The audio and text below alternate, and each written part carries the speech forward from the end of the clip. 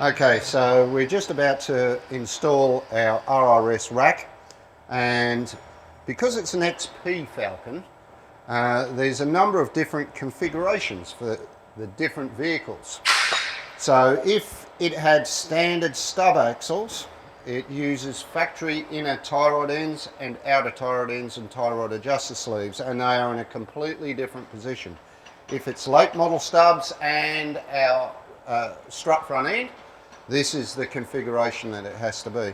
In US Falcon Sprints, as long as it's a V8, everything fits up. If it's early 6-cylinder, then it's a different configuration if it's using the original stub axles. So when you're making inquiries about a rack for your early Falcon, please give all the information about the background of what you're using as well. Okay, so we've already bolted in the rack brackets, mounted all the bolt holes into their original locations, drilled the 2 holes in the chassis rail edge for the load spreader.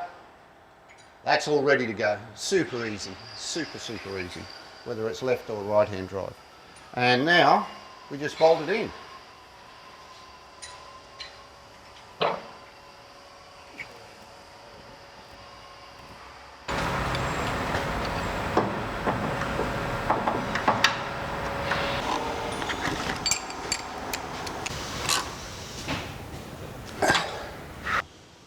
Only one right amount of power, too much.